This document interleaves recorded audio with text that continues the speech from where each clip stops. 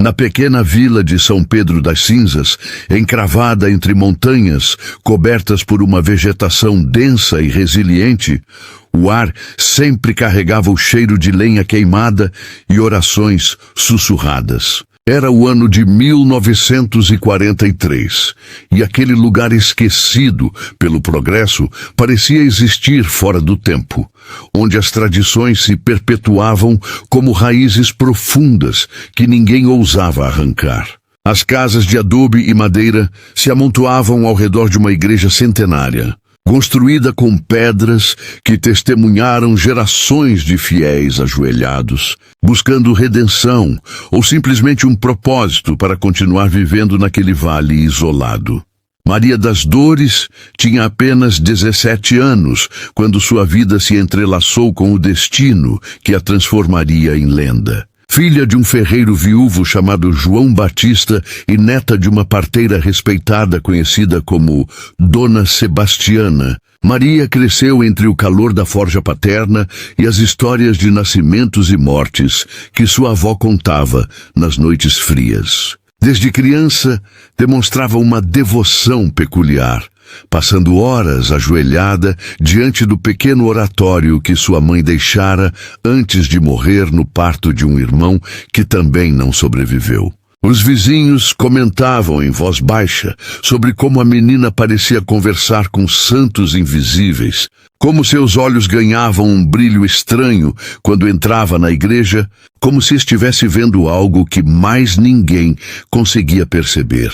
A vila vivia sob a sombra de uma seca que já durava 3 anos. Os riachos haviam se transformado em cicatrizes secas na terra rachada. As plantações morriam antes de florescer, e o gado definhava dia após dia. O padre Anselmo, um homem de 60 anos, com as costas curvadas pelo peso da batina e das responsabilidades espirituais de toda uma comunidade, havia organizado incontáveis procissões e novenas, mas os céus permaneciam implacavelmente azuis, sem uma única nuvem que prometesse alívio. As pessoas começavam a perder a fé, alguns sussurravam que Deus os havia abandonado, que talvez tivessem cometido algum pecado coletivo que exigia punição divina.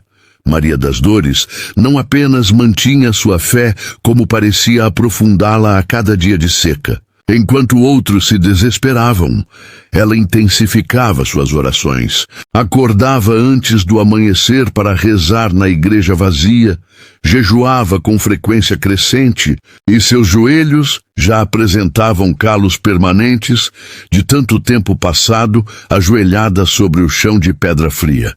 Seu pai se preocupava com a magreza da filha, com o olhar cada vez mais distante que ela carregava.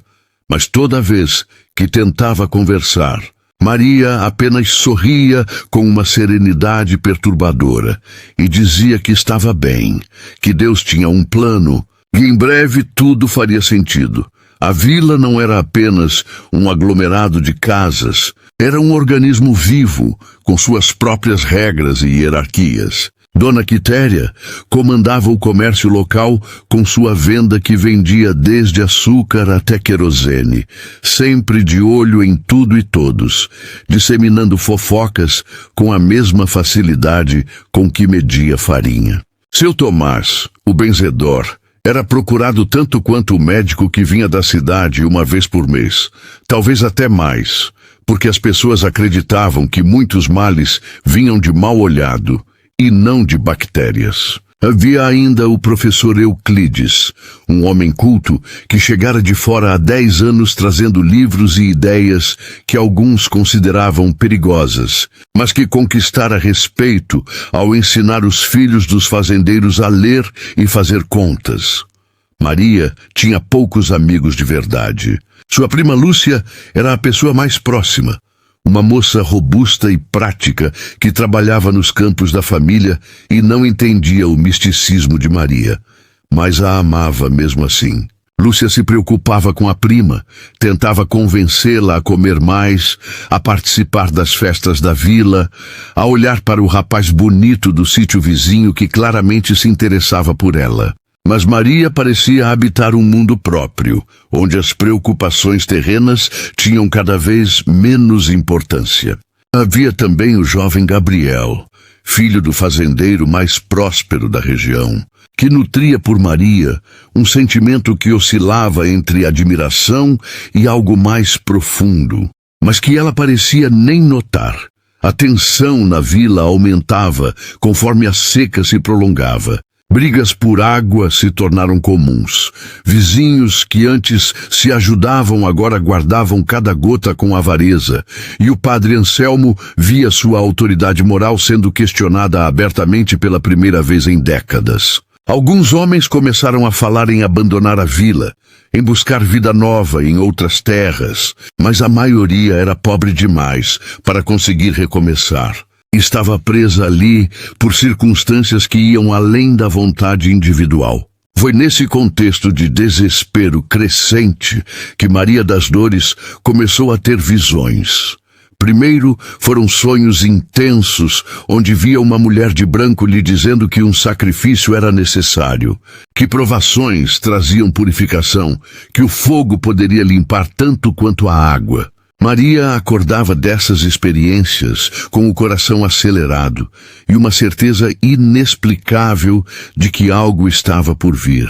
Depois, as visões começaram a ocorrer durante o dia, em momentos de oração profunda, onde ela via chamas que não queimavam, mas iluminavam, onde sentia um calor que confortava em vez de ferir. Ela tentou falar sobre isso com o padre Anselmo, mas o velho sacerdote, formado numa igreja que desconfiava de misticismo excessivo, aconselhou-a a descansar mais, a não jejuar tanto.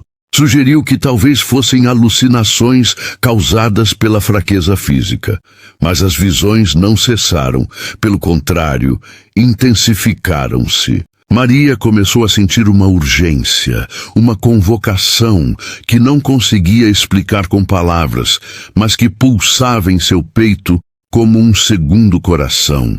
Ela passou a carregar consigo uma pequena imagem de Santa Luzia, sua padroeira favorita, a Santa dos Olhos, que preferiu a cegueira à renúncia de sua fé, a mártir que enfrentou fogo e tortura sem abandonar suas convicções. Maria se identificava profundamente com essas histórias de santos que suportaram sofrimentos impossíveis, que atravessaram fornalhas e saíram intactos, que provaram sua santidade através da resistência ao que seria insuportável para pessoas comuns. Na vila, enquanto isso, a situação chegava a um ponto crítico. O último poço que ainda oferecia água começou a secar, e o pânico se instalou de verdade. Uma reunião tensa foi convocada na praça, onde homens discutiram desesperados sobre o que fazer, se deveriam tentar cavar novos poços, se deveriam sacrificar o último gado para ter algum dinheiro, se deveriam finalmente admitir a derrota e partir.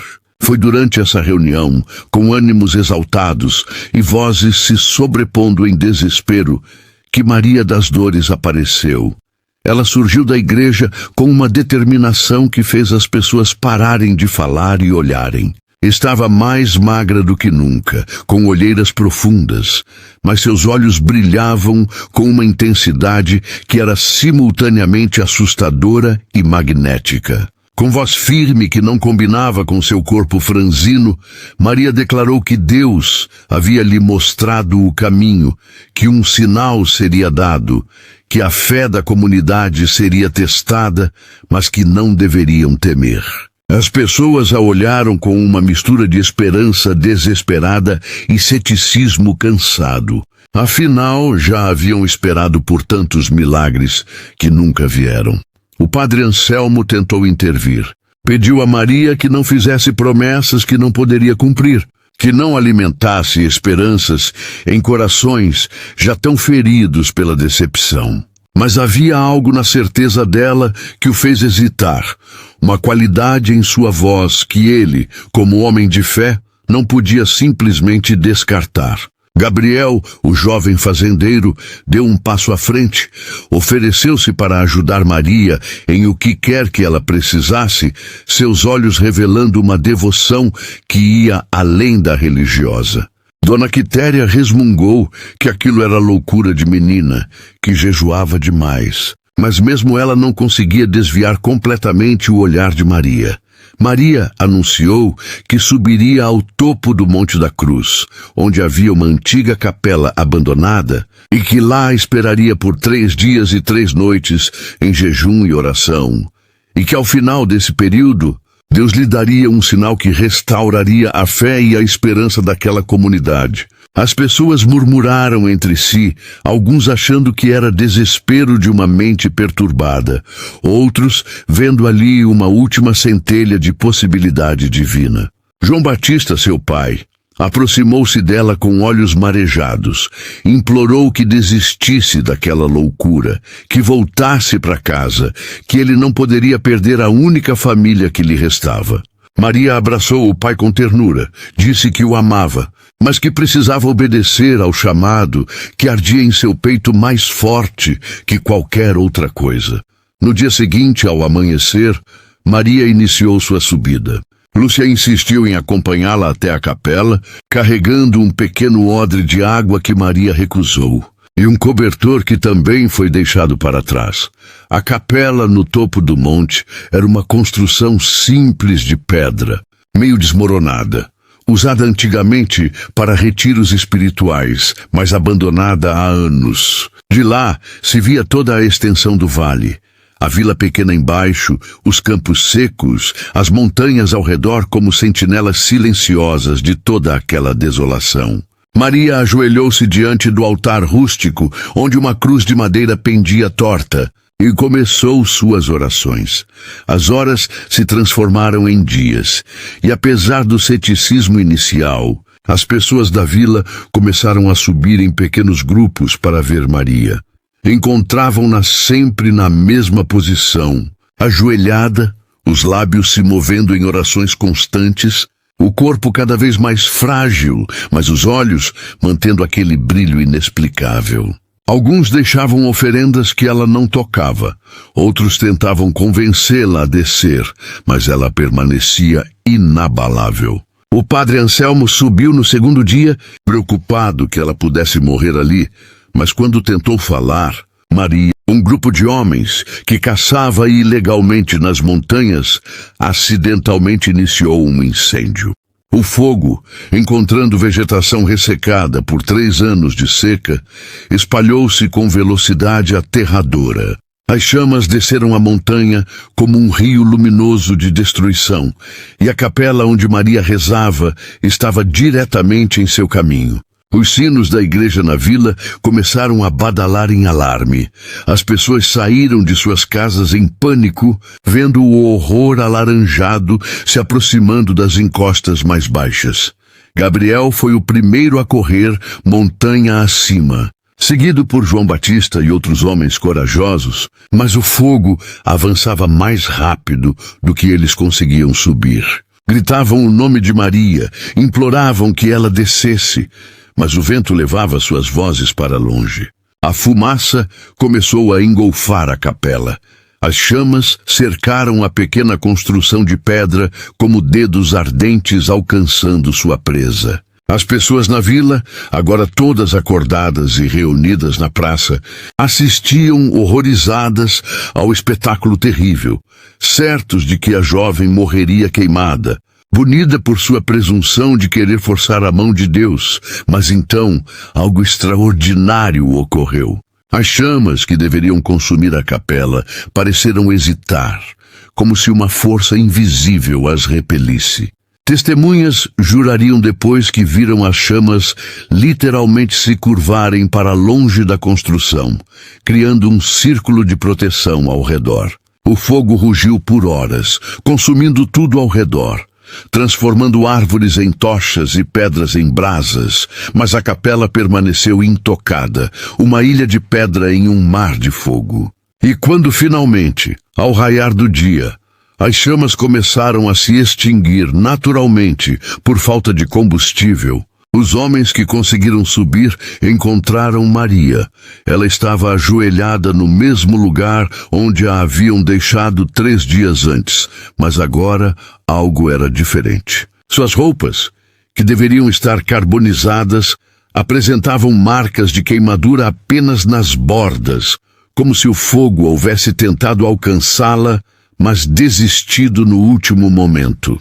Sua pele mostrava algumas manchas avermelhadas, não exatamente queimaduras graves, mas marcas que pareciam beijadas pelo calor extremo. Mas o mais impressionante era seu estado de consciência. Ela estava desperta, lúcida, e quando abriu os olhos para fitar os homens que entraram, disse com voz fraca, mas clara, que o sinal havia sido dado, que Deus havia mostrado sua presença, que a provação havia passado. Gabriel a carregou montanha abaixo enquanto João Batista chorava e ria ao mesmo tempo, tocando incessantemente o rosto da filha para confirmar que estava viva. A descida se transformou em procissão quando outros se juntaram. E quando chegaram à vila, o sol já estava alto e as pessoas se aglomeravam esperando. O padre Anselmo, vendo Maria viva quando todos a julgavam morta, caiu de joelhos, incapaz de conter as lágrimas que há muito não derramava, reconhecendo ali algo que sua formação teológica tentava racionalizar, mas que seu coração de fé simplesmente aceitava como milagroso. A notícia se espalhou além das fronteiras da vila. Nos dias seguintes, mesmo com as cinzas ainda fumegantes na montanha, começaram a chegar visitantes de povoados vizinhos, pessoas querendo ver a moça que sobrevivera ao fogo, querendo tocar suas roupas queimadas, querendo pedir bênçãos e orações. Maria, debilitada fisicamente, mas estranhamente fortalecida em espírito, recebia a todos com humildade, repetindo sempre que não fizera nada de especial, que apenas tivera fé, que qualquer um poderia ter a mesma proximidade com o divino se apenas acreditasse verdadeiramente. Mas a história não terminou ali, porque a sobrevivência milagrosa de Maria, por mais impressionante que fosse, não trouxe chuva. A seca continuava, e enquanto alguns viam no episódio uma prova de Deus, outros começaram a questionar que tipo de sinal era aquele que salvava uma pessoa, mas deixava uma comunidade inteira à míngua. Surgiram divisões na vila, grupos que veneravam Maria como santa viva, e outros que a viam como perturbada, possivelmente até responsável pelo incêndio através de sua teimosia em ficar na capela. Dona Quitéria liderava os céticos, argumentando que precisavam de água, não de milagres ambíguos, que devoção não enchia barrigas nem salvava colheitas. O padre Anselmo se viu em uma posição delicada. A Igreja Católica tinha processos rigorosos para reconhecer milagres e santos, processos que levavam décadas ou séculos, que envolviam investigações extensas e ceticismo metodológico. Ele não podia simplesmente declarar Maria Santa, mas também não podia negar o que seus próprios olhos testemunharam. Decidiu escrever um relatório detalhado para seu superior, o bispo da diocese, descrevendo os eventos e pedindo orientação, mas sabia que qualquer resposta oficial demoraria meses ou anos para chegar. Maria, por sua vez, começou a exibir novos comportamentos que alimentavam tanto a adoração quanto a desconfiança. As marcas de queimadura em sua pele não cicatrizavam normalmente, permaneciam avermelhadas e quentes ao toque, mas ela dizia não sentir dor. Começou a ter mais visões, mais intensas, e em algumas ocasiões entrava em estados de êxtase durante a missa, ficando rígida com os olhos voltados para cima, murmurando palavras que ninguém conseguia entender completamente. Para alguns, eram provas adicionais de sua santidade. Para outros, sinais claros de doença mental ou possessão demoníaca. Lúcia, observando a prima cada vez mais distante da realidade cotidiana, tentou trazê-la de volta. Organizou uma tarde onde forçou Maria a sentar com ela à sombra de uma árvore sobrevivente. Trouxe comida que preparou com suas próprias mãos, segurou as mãos marcadas da prima e implorou que ela voltasse a ser a Maria de antes, a menina que ria, que sonhava com coisas simples, que ainda pertencia a este mundo. Maria olhou para Lúcia com uma ternura profunda, mas também com uma distância que partiu o coração da prima, e disse que não podia voltar, que havia cruzado um limiar, que depois de ouvir a voz de Deus, não se pode simplesmente voltar para conversas sobre clima e colheitas. Gabriel, cujo amor por Maria apenas se intensificara com os eventos, tomou uma decisão dramática. Declarou publicamente que doaria metade das terras de sua família para a construção de uma nova igreja na vila, uma igreja dedicada ao milagre de Maria, onde futuros fiéis poderiam vir buscar inspiração. Seu pai, o fazendeiro rico, ficou furioso com o que considerava desperdício de patrimônio familiar por causa de fanatismo religioso, mas Gabriel estava decidido. Disse que se Deus havia poupado Maria das chamas, o mínimo que podiam fazer era honrar esse sinal com algo permanente e significativo. A proposta de Gabriel dividiu ainda mais a vila. Os devotos de Maria celebraram a ideia, vendo ali uma oportunidade de transformar seu povoado esquecido em possível destino de peregrinação. O que poderia trazer não apenas glória espiritual, mas também benefícios econômicos. Os céticos argumentavam que era loucura gastar recursos em construção quando mal tinham água para beber, que Gabriel estava sendo manipulado por uma menina obviamente perturbada, que estavam todos perdendo o juízo coletivamente. As discussões se tornaram tão acaloradas que o padre Anselmo teve que intervir em várias ocasiões para evitar que chegassem à violência física. Foi nesse contexto tenso que Maria fez seu segundo anúncio profético. Numa manhã de domingo, após a missa, ela caminhou até o centro da praça onde todos se reuniam e declarou que dentro de 40 dias chuvaria. Não uma chuva qualquer, mas um dilúvio que encheria todos os poços, riachos e reservatórios, que lavaria as cinzas da montanha e traria vida nova para o vale. Disse isso com tal convicção absoluta que mesmo os mais céticos sentiram um arrepio, porque agora havia uma profecia específica, com prazo determinado, algo que seria ou confirmado ou desmentido definitivamente, e que selaria o destino de Maria como profeta ou impostora. Os 40 dias que se seguiram foram de uma tensão insuportável. Cada manhã, as pessoas acordavam e olhavam para o céu, procurando nuvens que não apareciam.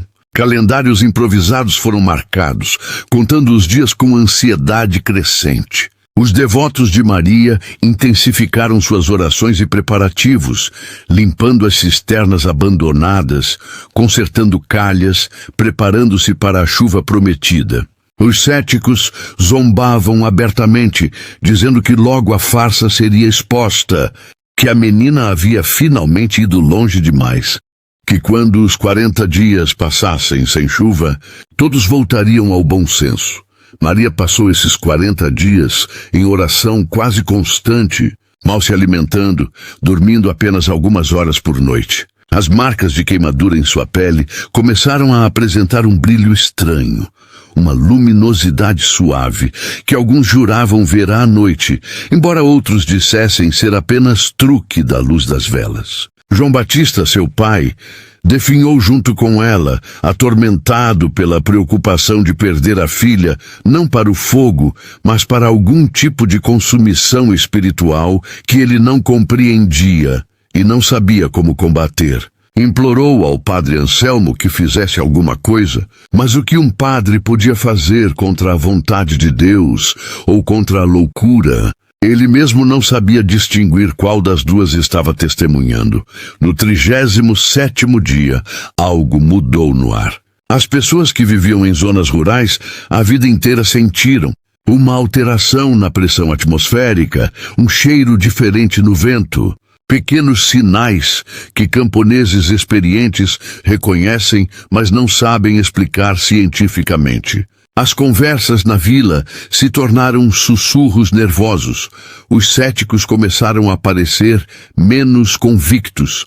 Os devotos intensificaram seus preparativos com esperança renovada. Gabriel passou o dia inteiro olhando para o horizonte, procurando nuvens, querendo desesperadamente que Maria estivesse certa, não apenas pela chuva, mas porque não suportava a ideia dela sendo humilhada publicamente. No 38º dia, surgiram as primeiras nuvens.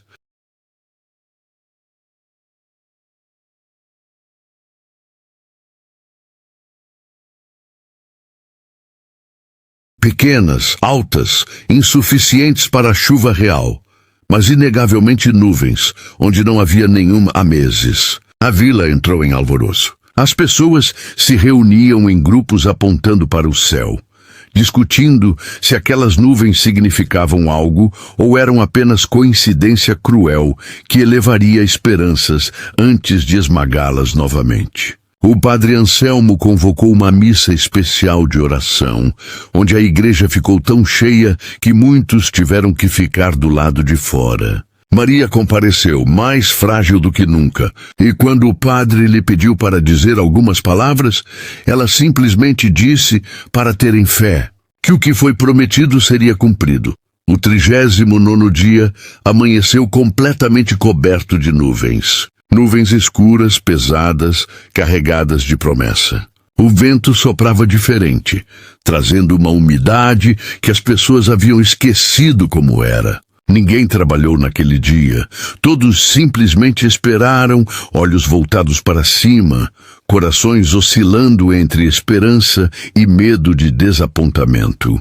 Maria passou o dia na capela da igreja sozinha, em oração silenciosa. E aqueles que espiavam através das frestas nas portas diziam que ela brilhava, literalmente brilhava, com uma luz que não vinha das velas.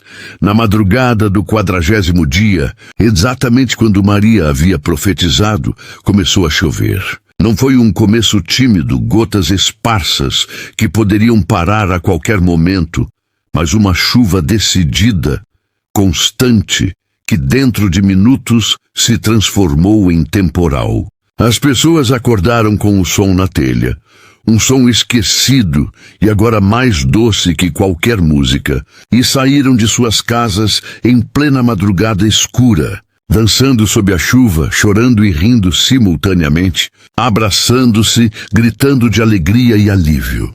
A chuva caiu por 3 dias seguidos, enchendo cada poço, cada cisterna, cada reservatório, transformando riachos secos em torrentes barulhentas, lavando o vale de anos de secura e desespero. Maria foi encontrada na manhã do 1º dia de chuva, ainda ajoelhada na capela, mas desta vez inconsciente. Gabriel e João Batista a carregaram para casa, onde Dona Sebastiana, a avó parteira, cuidou dela com todas as habilidades acumuladas em décadas de trazer vida ao mundo e, às vezes, impedir que ela escapasse. Por 3 dias, Maria ficou entre a vida e a morte, febril, delirante, murmurando coisas que ninguém conseguia entender completamente, enquanto lá fora a chuva continuava caindo, cumprindo perfeitamente a profecia que todos haviam duvidado. Quando Maria finalmente acordou, no 4º dia após o início da chuva, encontrou seu quarto cheio de flores que os vizinhos haviam trazido. Oferendas de gratidão pela chuva que acreditavam ter vindo através de suas orações. Mas ela estava diferente. Os que a conheciam bem perceberam imediatamente. Algo havia mudado. Como se parte dela tivesse ficado em algum outro lugar, algum reino ao qual havia tido acesso durante sua provação. Falava pouco, sorria com uma distância melancólica, e as marcas de queimadura em sua pele, que haviam brilhado tão estranhamente antes, agora eram apenas cicatrizes comuns, rosadas e já começando a desbotar. A chuva transformou não apenas o vale, mas toda a dinâmica da vila. Com água abundante novamente, as plantações foram reiniciadas, o gado começou a se recuperar e uma energia renovada tomou conta das pessoas. Mas havia agora uma divisão clara entre os que viam em Maria uma santa viva e os que, apesar da chuva, mantinham suas reservas, argumentando que coincidências acontecem, que 3 anos de seca eventualmente teriam que terminar, que atribuir isso a uma menina era substituir meteorologia por superstição. O padre Anselmo, mais pragmático após a confirmação da profecia, tentou moderar os dois lados, lembrando que a Igreja tem processos específicos para estas questões, que devoção excessiva pode se tornar idolatria, mas que também não devemos fechar nossos olhos para o que pode ser genuinamente obra divina. Gabriel, embora aliviado com a recuperação de Maria e o cumprimento da profecia, percebeu que a moça que amava estava cada vez mais distante de qualquer possibilidade de vida normal. Declarou seu amor abertamente, pediu-a em casamento, prometeu cuidar dela, dar-lhe uma vida confortável onde pudesse continuar suas devoções em paz.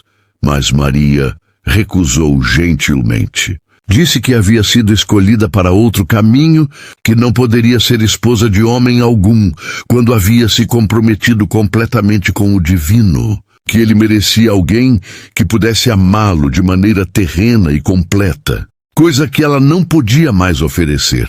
A rejeição devastou Gabriel, mas ele aceitou com uma dignidade que lhe conquistou o respeito mesmo daqueles que antes o julgavam fanático. Cumpriu sua promessa de doar terras para a construção de uma nova igreja e pessoalmente supervisionou as obras que começaram assim que o solo ficou firme o suficiente após as chuvas. A igreja seria chamada de Nossa Senhora das Chamas Sagradas, uma referência direta ao milagre de Maria, e seria construída próxima ao local onde a antiga capela resistira ao fogo. Maria, recuperada fisicamente, mas transformada espiritualmente, começou a receber visitantes de toda a região. Pessoas vinham buscar bênçãos, conselhos, curas, como se ela fosse uma santa oficial, quando na verdade era apenas uma jovem que havia tido experiências extraordinárias. Ela recebia todos com paciência, ouvia suas dores, orava com eles, mas sempre deixava claro que não tinha poder próprio, que era apenas um canal, que qualquer graça vinha diretamente de Deus e não dela. Alguns foram embora curados de males inexplicáveis. Outros foram embora sem mudança física, mas com renovação de esperança. E isso bastava para que as histórias se multiplicassem. Lúcia, observando a prima se tornar quase propriedade pública, sentiu uma tristeza profunda pela perda da amiga que conhecera. Tentou manter momentos de normalidade, forçar Maria a simplesmente caminhar com ela pelos campos agora verdes, conversar sobre nada importante, mas era como tentar segurar água entre os dedos. Maria estava ali, mas não completamente, sempre com parte de sua atenção voltada para algo invisível que mais ninguém percebia. Certa tarde, Lúcia perguntou se Maria não tinha medo de ter ficado louca, se não questionava a realidade de suas visões. E Maria respondeu que sim, que questionava constantemente, que o medo da loucura era uma companhia constante, mas que a alternativa de ignorar o que sentia ser verdadeiro seria uma traição maior. O padre Anselmo finalmente recebeu resposta do bispo. A carta, formal e cautelosa, reconhecia os eventos extraordinários em São Pedro das Cinzas como dignos de investigação mais profunda, e anunciava que em alguns meses uma comissão seria enviada para entrevistar testemunhas, examinar evidências, avaliar a ortodoxia das crenças de Maria e determinar se havia ali algo genuinamente sobrenatural ou meramente uma combinação de coincidência, histeria coletiva e interpretação exagerada de eventos naturais. O padre leu a carta para Maria, esperando alguma reação, mas ela apenas assentiu calmamente. dizendo que cooperaria com qualquer investigação, que a verdade não tinha nada a temer de exame cuidadoso. Os meses que se seguiram até a chegada da comissão foram de preparação nervosa. Os devotos de Maria queriam apresentá-la da melhor forma possível, provando sua santidade através de testemunhos organizados e evidências bem documentadas. Os céticos, liderados por Dona Quitéria e agora também pelo professor Euclides, que via ali oportunidade de defender racionalismo contra superstição, preparavam contra-argumentos, explicações naturais para cada evento, testemunhos de comportamentos estranhos de Maria que poderiam indicar instabilidade mental. A vila, unida brevemente pela alegria da chuva, voltou a se dividir em facções. Maria permaneceu acima dessas disputas, continuando sua rotina de orações, recebendo visitantes, ajudando onde podia, mas sempre com aquela qualidade etérea que a fazia parecer não completamente presente. João Batista tentava proteger a filha do circo em que sua vida havia se transformado. Mas Maria não queria proteção, aceitava toda a atenção, todo o escrutínio, toda a dúvida como parte necessária de seu caminho. Dona Sebastiana, a avó, vendo isso com olhos de quem já testemunhou muitos nascimentos e mortes, disse ao filho que Maria não lhes pertencia mais, que havia nascido de novo naquele fogo na montanha, que a neta que conheceram morrera ali, e essa que voltou era alguém diferente. Alguém destinado a uma vida que família nenhuma poderia conter ou compreender completamente. A comissão eclesiástica chegou num dia de outono claro, 3 homens sérios em batinas impecáveis, liderados por Monsenhor Teodoro, um teólogo respeitado, conhecido tanto por sua erudição quanto por seu ceticismo metodológico em relação a alegações de milagres. Trouxeram cadernos, documentos, uma lista extensa de perguntas preparadas e uma atitude que oscilava entre abertura intelectual e desconfiança profissional. O padre Anselmo os recebeu com a hospitalidade devida, oferecendo sua própria casa para hospedagem, e imediatamente percebeu que aqueles homens não seriam facilmente impressionados por histórias emocionantes ou testemunhos lacrimosos. As entrevistas começaram metodicamente. Monsenhor Teodoro conversou primeiro com o padre Anselmo, fazendo perguntas detalhadas sobre o histórico de Maria, sua família, seu comportamento antes dos eventos extraordinários, qualquer sinal de instabilidade mental ou tendências místicas excessivas na infância. O padre respondeu honestamente, descrevendo uma menina devotada, mas não anormalmente, uma jovem que sofreu com a morte da mãe, mas processou o luto. Depois entrevistaram João Batista, que chorou ao relatar como quase perdeu a filha no fogo, como a encontrara viva quando tinha certeza de encontrar apenas cinzas, como desde então ela era simultaneamente sua filha e uma estranha. Gabriel foi entrevistado e falou com paixão não apenas do que testemunhara, mas do que sentira, da transformação que observar Maria havia causado em sua própria fé. Como alguém que antes ia à igreja por obrigação social, agora encontrava significado genuíno nas orações. Monsenhor Teodoro ouviu com expressão neutra, fazendo anotações, ocasionalmente interrompendo para esclarecer detalhes específicos, mas revelando nada de suas conclusões. Lúcia foi entrevistada e surpreendeu os investigadores com sua honestidade brutal, admitindo que temia pela sanidade mental da prima. E às vezes achava que tudo não passava de alucinações de uma mente fragilizada por jejum excessivo, mas que também não conseguia explicar a chuva, a sobrevivência ao fogo, o brilho que jurara ter visto na pele de Maria. Dona Quitéria apresentou o caso dos céticos com articulação inesperada. Argumentou que coincidências acontecem, que ciclos climáticos eventualmente se invertem, que uma capela de pedra bem construída pode resistir a fogo se o vento soprar na direção certa, que uma jovem sugestionável e enfraquecida por jejum pode ter alucinações vívidas que interpreta como divinas. Trouxe testemunhas de momentos em que Maria dissera coisas estranhas, parecera desconectada da realidade, comportara-se de maneiras que poderiam indicar doença mental não diagnosticada. O professor Euclides complementou com explicações científicas para cada fenômeno relatado.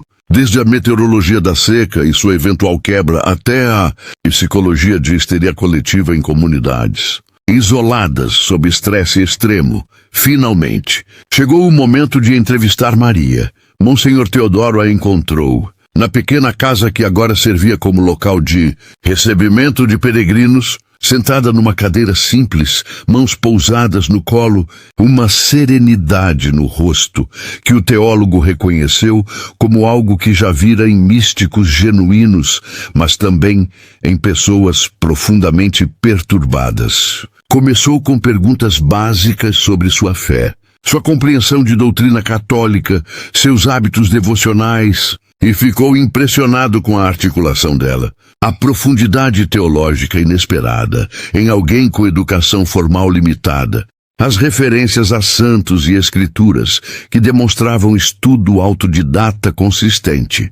Então passou para as questões difíceis. Pediu que descrevesse suas visões em detalhes, e Maria o fez sem embelezamento, admitindo que às vezes questionava se eram reais ou produtos de sua imaginação, que lutava constantemente com a dúvida, que o medo de estar enganando a si mesma e aos outros a atormentava nas madrugadas silenciosas. Essa honestidade desarvorou Monsenhor Teodoro, acostumado a alegados místicos que afirmavam certeza absoluta, que nunca admitiam dúvida, que interpretavam cada pensamento como mensagem divina inquestionável. Perguntou sobre o fogo, e Maria descreveu não uma experiência transcendente e gloriosa, mas uma de terror genuíno, onde gritou e chorou e implorou para não morrer, onde apenas no último momento sentiu uma paz inexplicável e um calor que confortou, em vez de consumir. O Monsenhor perguntou sobre a profecia da chuva, como sabia que choveria em 40 dias. E Maria confessou que não sabia explicar, que simplesmente tinha certeza, uma certeza que vinha de dentro, mas também de fora. Como se alguém houvesse escrito aquela informação em seu coração com tinta indelével, mas que se estivesse errada, se os 40 dias tivessem passado sem chuva, teria aceito a humilhação como justa punição por presunção. Admitiu que não ouvia vozes claras, como os profetas bíblicos, não via anjos com rostos definidos, não recebia mensagens em linguagem articulada, mas apenas sensações, intuições poderosas, conhecimentos que simplesmente apareciam em sua consciência sem caminho lógico que pudesse rastrear. Por 3 dias, Monsenhor Teodoro entrevistou Maria, observou-a em oração, pediu que demonstrasse os estados de êxtase que outros haviam relatado. Maria explicou que não controlava quando ocorriam, que não podia simplesmente decidir entrar em êxtase, mas que durante a missa daquela tarde talvez acontecesse. E aconteceu. No meio da consagração, Maria ficou rígida, olhos voltados para cima, mas não completamente fechados, e aqueles que a observavam juraram ver suas pupilas brilharem com luz própria. Permaneceu assim por vários minutos, completamente alheia ao mundo ao redor, e quando voltou a si parecia desorientada. Precisou de alguns momentos para lembrar onde estava. Monsenhor Teodoro examinou as marcas em sua pele, as cicatrizes que antes brilhavam e agora eram apenas tecido rosado comum. Trouxeram um médico na comissão e o doutor examinou Maria detalhadamente. concluindo que as marcas eram consistentes com queimaduras superficiais curadas, nada sobrenatural em sua natureza atual.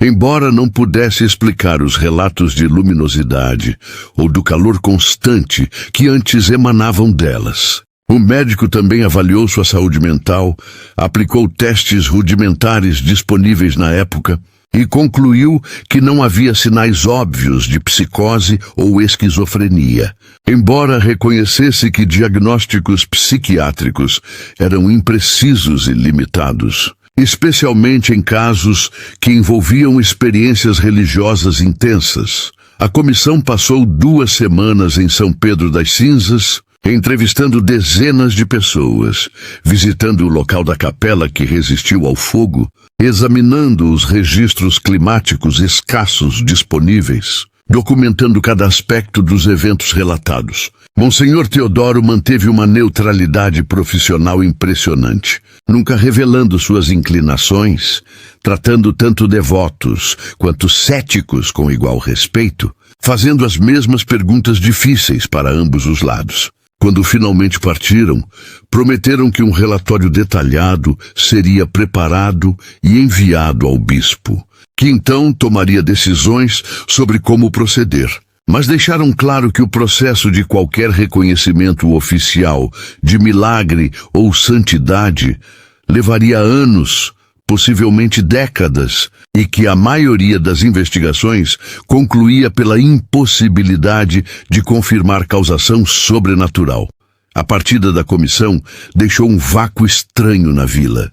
As pessoas que se prepararam tão intensamente para aquele momento agora não sabiam o que fazer com a energia acumulada. A vida precisava retornar a alguma normalidade.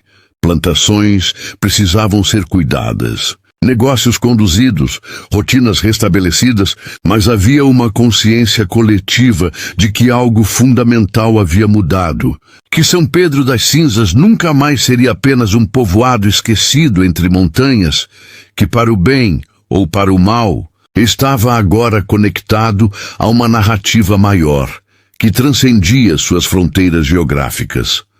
Maria continuou recebendo peregrinos, mas com menos intensidade agora que a comissão havia partido. Alguns visitantes eram genuinamente devotos, buscando conforto espiritual. Outros eram curiosos, querendo ver a garota das histórias. Alguns eram oportunistas, esperando que tocar em uma possível santa lhes trouxesse sorte nos negócios ou cura para doenças que médicos não conseguiam tratar. Maria tratava todos com igual paciência, mas aqueles próximos a ela notavam o cansaço crescente, como se o peso de tantas expectativas depositadas em seus ombros jovens estivesse finalmente começando a esmagá-la. Foi nesse período que Maria começou a falar sobre partir. Não abandonar a fé ou fugir das responsabilidades, mas encontrar um lugar mais quieto, onde pudesse aprofundar sua vida espiritual longe dos holofotes constantes, onde pudesse ser simplesmente uma mulher buscando Deus em vez de um símbolo para esperanças e decepções alheias. Falou sobre conventos, sobre comunidades religiosas contemplativas, sobre a possibilidade de tomar votos formais e viver uma vida de oração estruturada dentro das tradições seguras da Igreja, em vez de continuar nessa posição ambígua de mística não oficial, que atraía tanto devoção quanto controvérsia.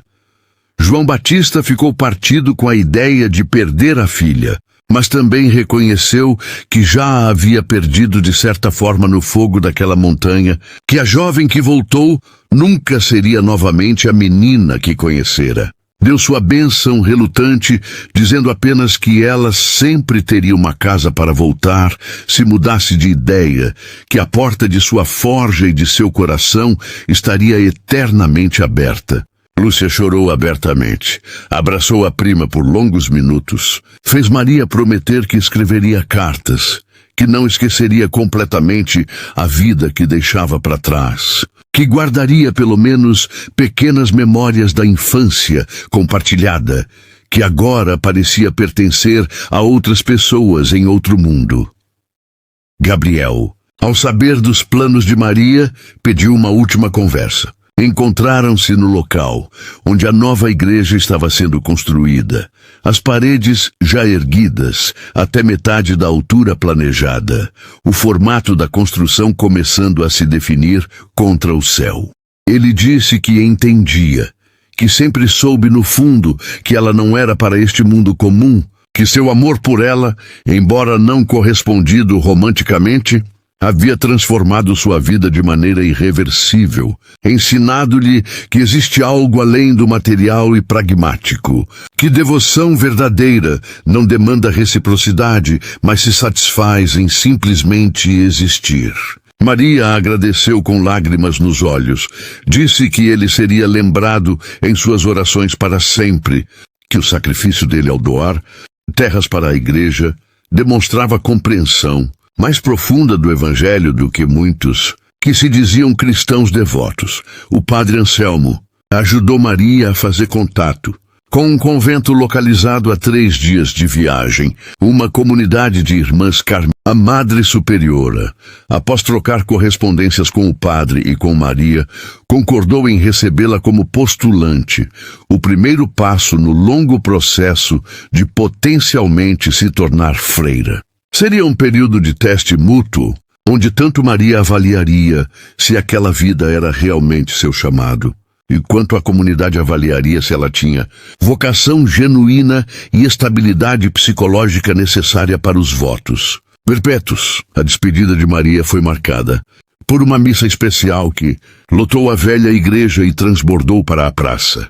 O padre Anselmo, em sua homilia, falou sobre como Deus age de maneiras misteriosas, como nem sempre recebemos os sinais que esperamos da forma que esperamos. Como Maria havia sido instrumento de renovação de fé para aquela comunidade, independentemente de qualquer reconhecimento oficial futuro de milagres, como cada pessoa precisava decidir por si mesma o que acreditar sobre os eventos extraordinários, mas que todos deviam concordar que haviam testemunhado algo incomum, algo que os tirou de suas rotinas e os fez questionar, duvidar, esperar e finalmente acreditar ou não acreditar mais profundamente.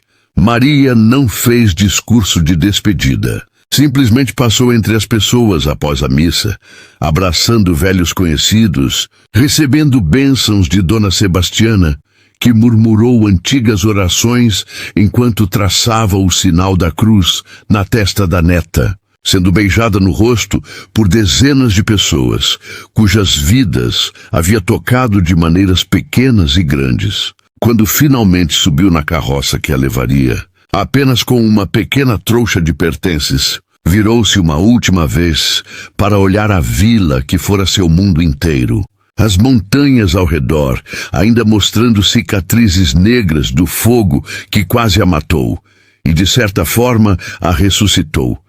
E então virou-se para a frente, para o caminho desconhecido que se abria. A vida em São Pedro das Cinzas continuou após a partida de Maria, porque vida sempre continua. As plantações cresceram vigorosamente no solo fertilizado pelas cinzas e irrigado pelas chuvas que agora vinham com regularidade normal. A construção da nova igreja progrediu lentamente, dependendo de doações e trabalho voluntário, mas progrediu. Alguns peregrinos ainda vinham, menos do que antes, mas o suficiente para que Dona Quitéria expandisse sua venda e alguns empreendedores abrissem pequenas hospedarias. O professor Euclides escreveu um ensaio para um jornal da capital sobre o episódio, argumentando que demonstrava a necessidade de educação científica mesmo em áreas rurais para prevenir superstição coletiva, mas poucos na vila leram, e os que leram não se importaram muito. Cartas de Maria chegavam irregularmente, descrições breves de sua nova vida no convento, das longas horas em oração silenciosa, do trabalho manual humilde. da comunidade de irmãs com quem compartilhava refeições em silêncio e laudes ao amanhecer. Não mencionava mais visões ou êxtases, e alguns interpretaram isso como confirmação de que tudo havia sido manifestação temporária, agora superada, enquanto outros acreditavam que experiências tão profundas continuavam, mas eram mantidas privadas, como apropriado para a vida contemplativa. As cartas eventualmente se tornaram mais raras, mais curtas, até praticamente cessarem. Não por falta de afeto, mas porque Maria estava efetivamente morrendo para o mundo, como era exigido de quem escolhia aquele caminho radical. 2 anos após a partida de Maria, chegou notícia de que ela havia tomado votos temporários, comprometendo-se por 3 anos com a vida religiosa, antes da decisão final de votos perpétuos. João Batista recebeu uma carta dela para a ocasião, onde descrevia a cerimônia simples, como cortar o cabelo que alcançava sua cintura, como receber o hábito marrom característico das carmelitas, como escolher o nome religioso de Irmã Maria do Fogo Sagrado, uma referência direta aos eventos que mudaram sua vida. Escrevia que era profundamente feliz, uma felicidade diferente de alegrias mundanas, mais quieta e sustentada, nascida de alinhamento entre seu ser mais profundo e o propósito que acreditava ter sido designado. 3 anos depois, quando tomou votos perpétuos, poucos na vila ainda falavam regularmente sobre ela. Novos bebês haviam nascido que nunca conheceram Maria das Dores.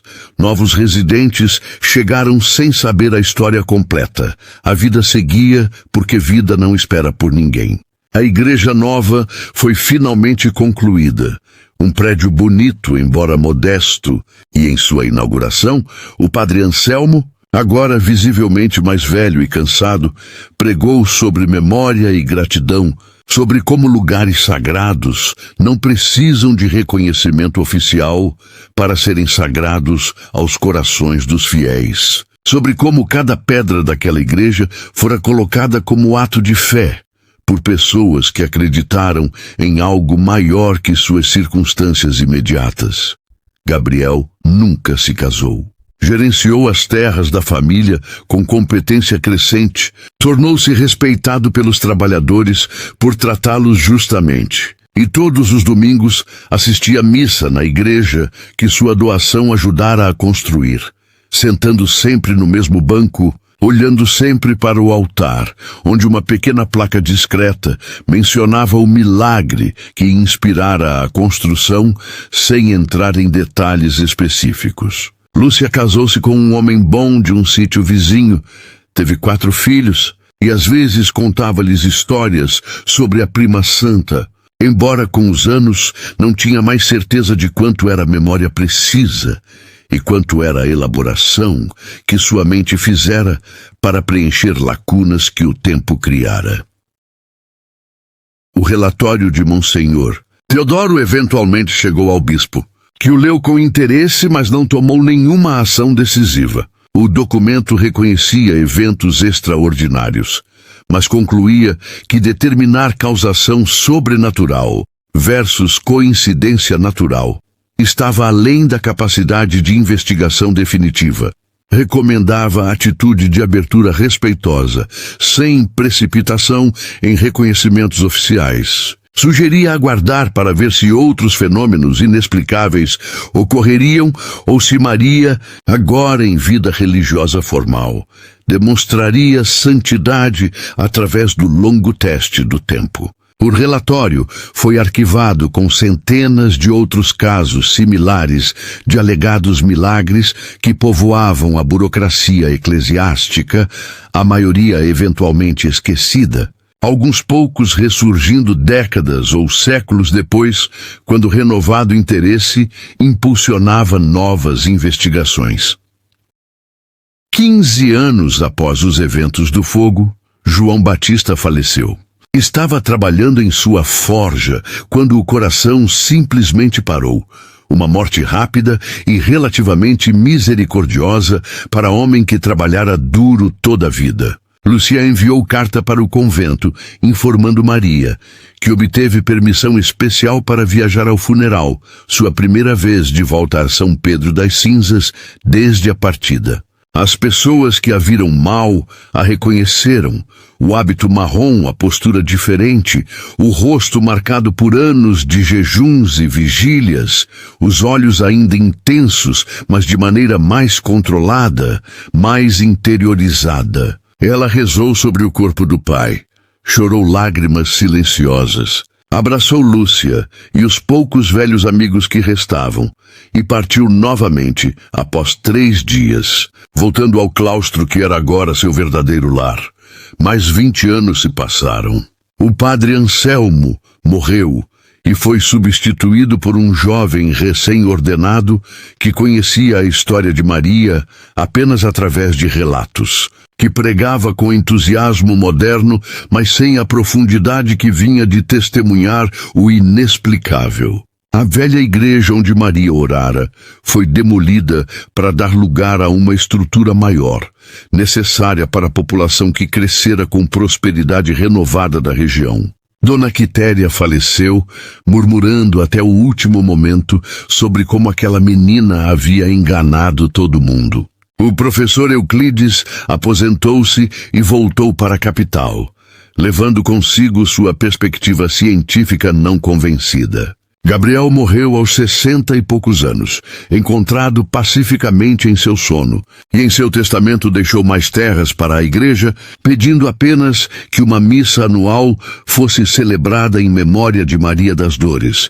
Mesmo estando ela ainda viva em seu convento distante, Maria viveu até os 73 anos. 5 décadas dentro do convento, 5 décadas de rotina rigorosa de oração, trabalho manual, silêncio contemplativo.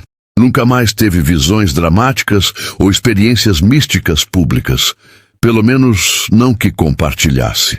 Desenvolveu reputação dentro da ordem como irmã profundamente devota, mas também surpreendentemente prática, que cuidava da horta com mesma dedicação que comparecia às vigílias noturnas, que tratava irmãs mais jovens com combinação de firmeza e ternura maternal. Quando finalmente adoeceu, uma pneumonia que em idade avançada era frequentemente fatal, enfrentou a morte com a mesma serenidade com que enfrentara o fogo décadas antes.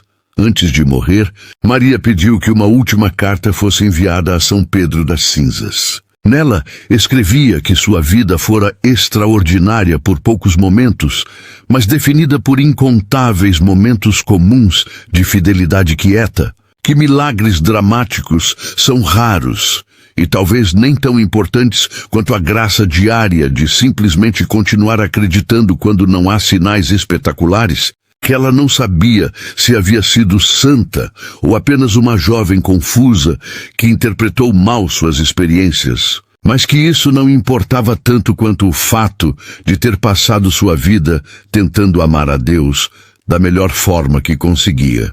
Agradecia àqueles que acreditaram nela, pedia perdão àqueles que magoou ou confundiu, e expressava esperança de que a igreja construída em memória daqueles eventos continuasse sendo o lugar onde pessoas encontrassem consolo, independentemente de seus relatos serem literal verdade ou metáfora poderosa.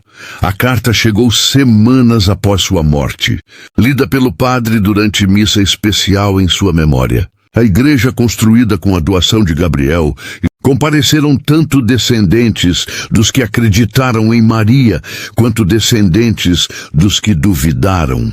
Porque em 2 gerações, as divisões antigas haviam se suavizado, transformadas em história local, que todos compartilhavam independentemente de interpretação. A placa mencionando o milagre ainda estava lá, discreta mas permanente, testemunha silenciosa de eventos que alguns lembravam como intervenção divina definitiva e outros como capítulo fascinante de psicologia coletiva.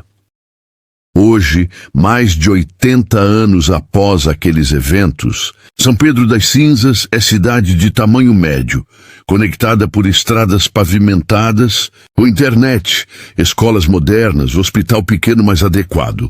A igreja de Nossa Senhora das Chamas Sagradas ainda está lá, agora cercada por construções mais recentes, preservada mais por valor histórico que por fervor religioso, embora missas ainda sejam celebradas regularmente para a congregação pequena, mas fiel. Poucos lembram os detalhes precisos da história de Maria, que com o tempo foi se amalgamando com outras lendas locais, perdendo especificidade, ganhando elementos folclóricos que provavelmente nunca aconteceram enquanto perdia detalhes verdadeiros que não sobreviveram à transmissão oral. Historiadores ocasionalmente vêm pesquisar, encontrando nos arquivos da diocese o relatório de Monsenhor Teodoro, lendo com interesse acadêmico sobre caso típico de misticismo rural em sociedade pré-moderna sob estresse ambiental, analisando através de lentes sociológicas e psicológicas, publicando artigos que pouquíssimas pessoas leem. Turistas às vezes param, atraídos por menção em guia de locais históricos religiosos, tiram fotos da igreja, compram lembrancinhas na loja adjacente operada por voluntários paroquiais, seguem viagens sem compreender completamente o que aquele lugar significou para as pessoas que lá viveram aqueles eventos extraordinários. Mas às vezes, em noites quietas, quando lua está escondida e estrelas brilham intensamente sobre montanhas que testemunharam tanto, há quem jure sentir algo diferente naquele lugar. Uma presença, uma memória, um eco de fé tão intensa que deixou impressão no próprio ar. Talvez seja apenas imaginação, poder de sugestão agindo em mentes preparadas para perceber o sobrenatural. Talvez seja algo mais, resíduo genuíno de momento quando o divino e o humano se tocaram de forma tão direta que o mundo nunca mais foi exatamente o mesmo. Pelo menos não para aqueles que estiveram lá, que viram, que acreditaram ou duvidaram, mas foram todos transformados pelo simples ato de testemunhar.